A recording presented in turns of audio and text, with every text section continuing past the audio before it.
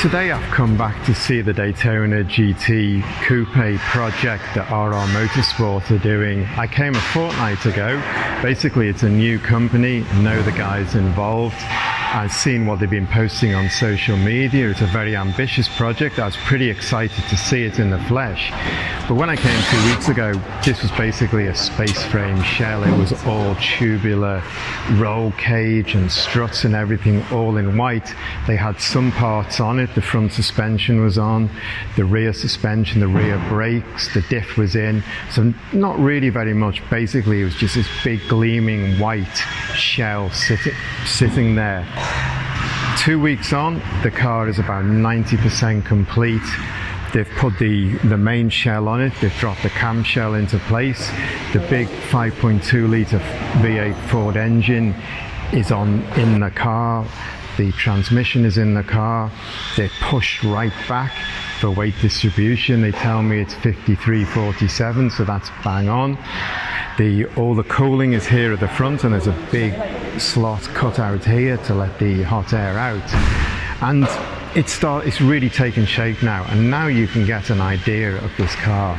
Because one of the things that disappointed me a couple of weeks ago was, as soon as I saw this shell, I'm like, wow, this is huge, it's long, it's wide, it's crazy. But then the video I took, the photos I took, it didn't come across that way. I knew it was huge, but I couldn't really get it across in the photos and the video I took. Today, you get a much better idea of this car. This car now is really about 90% there. We're still missing some stuff on the front here. The big splitter, which will stick out here, a big carbon fiber splitter, and which goes back quite a long way to manage the airflow, that's not on. We've got one dive plate on, there's another dive plate going to go here. There's the headlights to go in, there's a perspex cover that goes on here for the aero. So, but even with those things, it's a pretty minimalist, pretty brutal and aggressive front end. And it really feels, what I like is it feels like a skin is stretched over the car like a race car of old, like the original Maserati bird cages, which are all tubular chassis, and then the skin stretched over it. This really feels like that. You've got this big sweep up here, then they've had to have a bulge because of that V8 engine is rising up, and these big curved arches. I love this. It's kind of a race car from the 60s, like the original Daytona, but it's reinterpreted as a modern car. So this shape is both like a half-century ago shape and at the same time a 2021 purposeful state-of-the-art race car. So it's really coming together now. I think it's about 90% done. The main thing is the Motec system. They're going to run everything in the car off Motec. So the Motec guys have come in, they're starting to wire it in. I guess that's going to take another week or two at least to do, because they're starting from scratch. They've got to create a bespoke system, and absolutely everything will run off the Motec. So they've got a lot of work to do. But when I say bespoke, once they've developed the system, they can then superimpose it onto the second and the third and the fourth car that they build, etc. going forward. In fact, the second car, I believe, is nearly due to arrive, or the parts are nearly due to arrive in the country. So it's kind of coming together very nicely. And talking about the Motec system, this is really a development car, because what they've done with this project, they've gone involved with Factory 5, who build the Daytona GT Coupe replicas.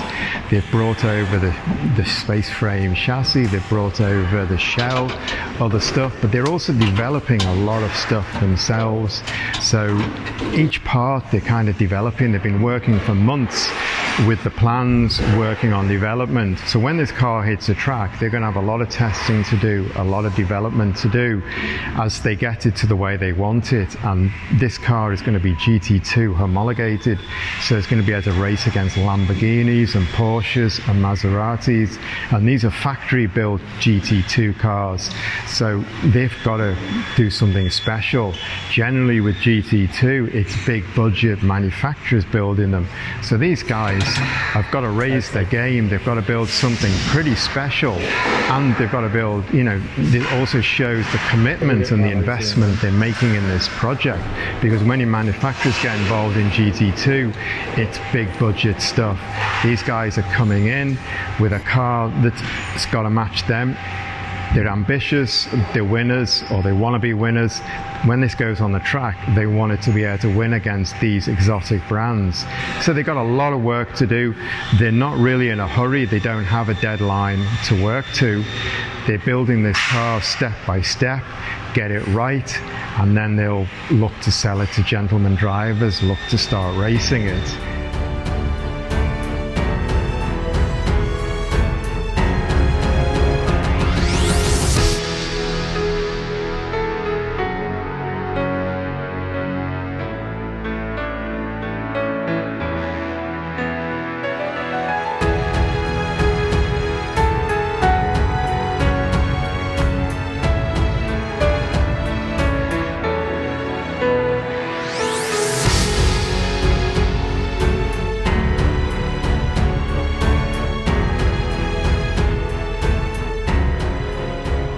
Original from Factory 5 Racing is a Coupe-R Daytona.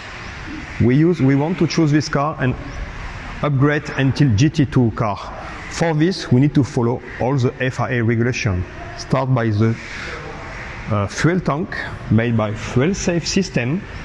Is complete homologated with inside a Kevlar envelope, and all the electronic pump, all is sealed so nobody can open. Also, we will use the fuel refiller from the same brand. This also FIA regulation.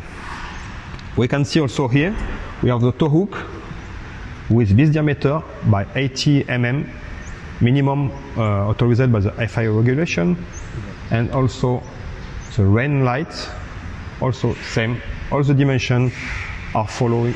We are following the regulation by FIA. This is for the air jack, same. Only this kind of part is homologated. About the rear wing, now if we follow the FIA regulation GT2, we need to reduce the parts go outside of the car. So it means the rear part of the body is here, and we cannot go more than 16 centimeters. So we need to rethink about the support and move on the back of the car. So now we can go to see more appendices about the security.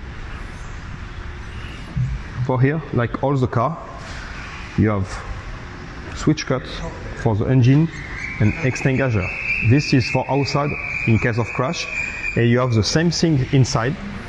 Here to kill the engine, and here the extinguisher. So all this is standard from FIA.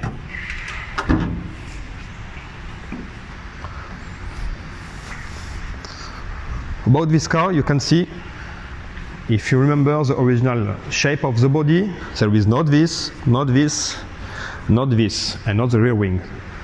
But now we race in 2021 in GT2, so our competitors are Ferrari, Lamborghini, Maserati, all the brands like this, they all come with GT2 car. So we need to follow the rules. For this, we have aerodynamics appendices in front and back of the car.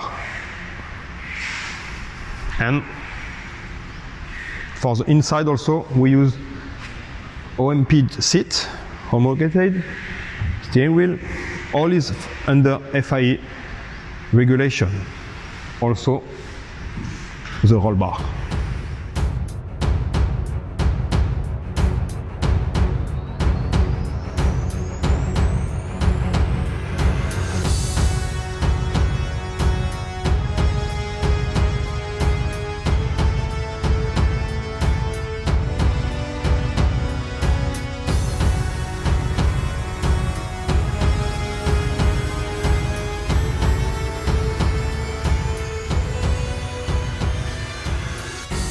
You can see we have inspection plates all in the back of the car. 3 of them is for the air jack system, for inspect, fix any issue with the cable or the pressure loss, or anything can happen to the air jack. And we have also 2 more here. One is for the fuel connector, for check the fuel connection to the fuel system, and one is for the fuel regulation, for check the pressure of the fuel on the car. Okay, so everything is connected to all around. Here you have the special speed sensor we designed for the ABS system and the traction control system. In the back, you have the brake line, it's not mounted yet, but you can see you have a quick release system. So in case of any crash, we can just take off all the quarter and put back all the quarter of the car. So make a save time and make easy. If you have problem with caliper, we just swap the caliper with already the connector on, and you save many time on the race. After we go to here, you can see you have all the wiring is a FIA spec. It's built with the DR25. You can see here DR25. Even the single connection is DR25, following the regulation of the FIA. In the front, you can find also the system of the quick release. Same issue, if you have crash, you can take off, put one. Problem with the caliper, take the caliper, already connect, no need to bleed the brake all the time, save a lot of time. On the car, you can see the wheelwood caliper. Actually, this is just for the mock-up, because we need to center everything, and by the end will be changed by AP Racing. It's the same for the master cylinder. We have the wheelwood master cylinder, but will be changed by Tilton, and we already put the Tilton tank for the brake fluid, the 3-in-1. So easy to control, easy to check, we can see directly. And as you can see, we put little bit firewall here for protect to the heat. So we try to keep the every component cooler as possible in Thailand, because it's very hot. So here we have basically we have the cooler, we have two oil cooler, and we have the power steering cooler. We choose to put a big gap here, and to put the cooler a little bit up for create some turbulence with the fan. This have to be improved on the test, but should be right, because we make already same system on the other car and it's working. After, on this side, we have the same thing, the speed sensor, the quick release, the caliper we will change later. And this here is the important point, because as I told you, we try to match maximum as possible to the regulation of FIA GT. Here we have the box for the ballast. So by the regulation of the FIA, the box have to be bolted. You cannot pop up or can remove by hand, have to be bolted. They request to have a tool. So under this, you take off, and you have the ballast. Goes here and goes here to the eye wished by the racecar for the weight of necessary for driving the car. I have template of the ballast. Fine for you. So we make a template of the ballast. This is the FIA ballast. Standard size, standard hole. Just the thickness will be changed for the weight. So when you put on position, you match with the hole. You put your ballast. You bolt your ballast through the chassis as the regulation. Okay. Here you have the battery mount. So the battery is not in the box as many cars, because it's a dry battery. We not use a wet battery. This is an official battery for ODR8, Porsche and everything, following the regulation of the GT also.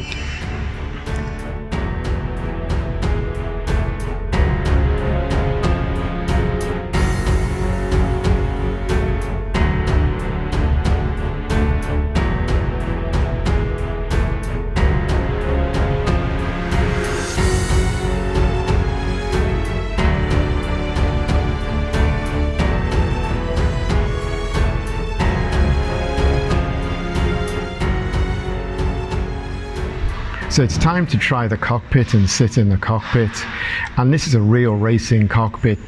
There are no luxuries in here.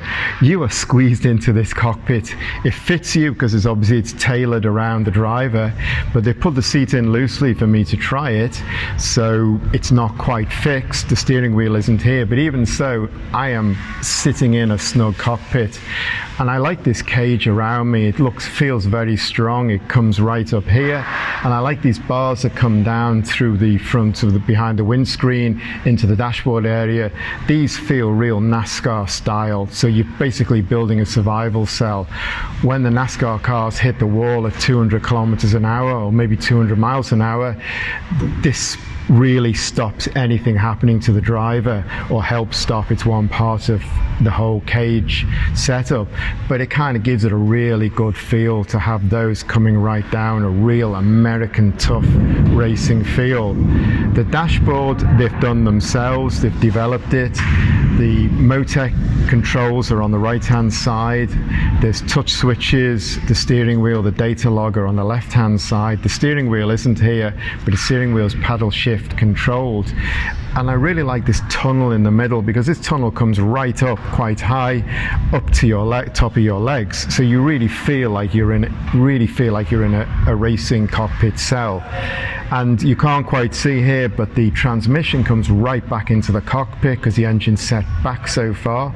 In fact, if I measure out here, the transmission is coming to about here, and the diff is also coming back into the cockpit as well. And then you've just got that little drive shaft, prop shaft, which I showed you last week, that's about that long, that connects the two together. So I really like this central tunnel that comes right up and really envelops you in it. Feels like a rear-wheel drive car of old times. So it's a nice cockpit. I think you get in it once you've adjusted it, once you adjust the pedals, the seat, the steering wheel and column for your shape and size, then you've got a snug race style cockpit to work from. And work is the operative word. This is a car that you want to go and race, and you want to look for success.